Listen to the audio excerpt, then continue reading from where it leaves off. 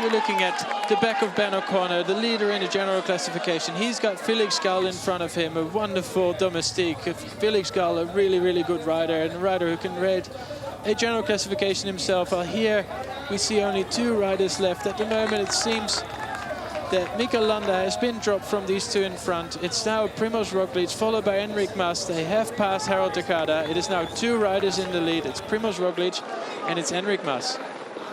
Takada in the saddle, almost pedaling squares, a long day out in the breakaway.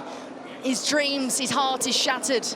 Can he try and recover on this little plateau before they make that left-hand turn in 174 meters onto the steep gradients, which will take them onto the final part of the Sierra de Cazorla? Just at the back here, number 66 is Florian Lipovic, 8th overall in the general classification of 5:35 of Red Bull Bora Hansgrohe, who's trying to come back on. Yates dances on the pedals for UAE Team Emirates, and this is a bad day for UAE Team Emirates, with Joao Almeida losing time. There they make that left-hand turn off the tarmac and onto the concrete wall, and look at the way that Tejada just comes to a complete standstill.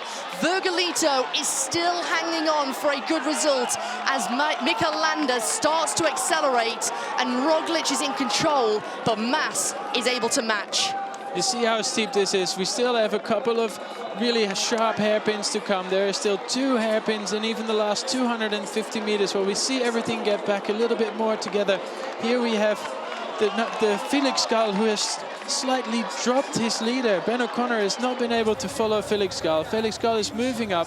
Felix Gall came into the day 9th overall at 5:38, and maybe the call has come for Felix Gall to make sure that he doesn't lose any more time to his rivals, and that if Ben O'Connor loses only 30 seconds, let's say, then it would be classed as a success.